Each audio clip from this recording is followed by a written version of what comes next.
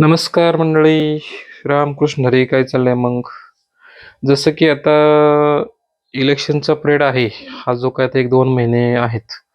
आत्ताच नुकतेच आता स्थानिक स्वराज्य संस्थांच्या निवडणुकापैकी नगर परिषदचे निवडणूक पार पडलेली आहे. तर त्यामध्येही खूप लोकांनी चांगल्या चांगल्या लोकांना निवडून दिलेलं आहे. आता हा व्हिडिओ बनवण्याचा उद्देश असा आहे की एक तुम्ही जो कोणी उमेदवार निवडचाल तो उमेदवार चांगला निवडा. ज्याला तुमचं जे काही मोलाचं वोट आहे, ते वोट मतदान चांगल्या व्यक्तीला द्या. स्वच्छ कॅरेक्टर, स्वच्छ चारित्र्य असावं त्याच्यावरती. एकदम त्या माणसाने आपल्याला पुढे 5 वर्ष आपल्याला काही गरज भासल्यास त्या व्यक्तीने मदत केली पाहिजे आणि करायलाच हवी.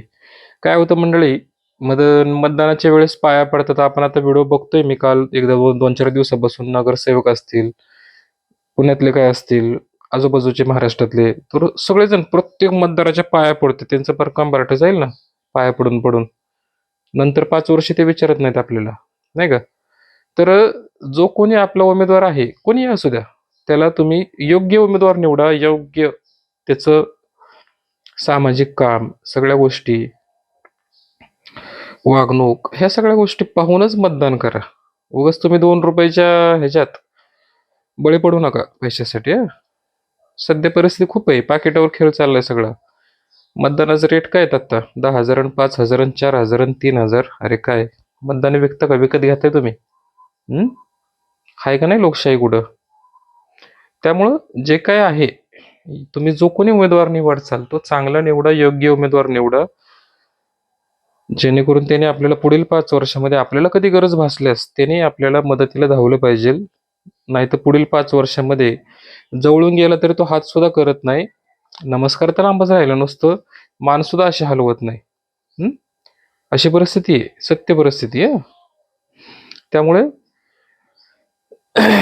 चांगल्या पद्धतीने हे करा. आत्ताच नगर परिषदच्या नगराध्यक्षांच्या निवडणुका पार पडल्या महाराष्ट्रामध्ये. आता शहरातल्या महानगर कॉर्पोरेशनचं इलेक्शन चालू झालंय. आता काही दिवसांनी जिल्हा परिषद, पंचायत समिती, झेडपी चालू होईल. लागेलच आता जानेवारीमध्ये. हं? परत ग्रामपंचायतच्या निवडणुका आहेत, ग्रामपंचायत सदस्य असतील. म्हणजे अगदी तळागाळापासून ते तुम्ही वरच्या लेवलपर्यंत जो कोणी निवडचाल तो चांगला निवडा. हं? जानेवारीमध्ये आहे जिल्हा परिषद, पंचायत समिती आहे. फेब्रुवारी, जानेवारी, त्यानंतर लगेच ग्रामपंचायतची निवडणुका चालू आहेत ठराविक गावोगावी.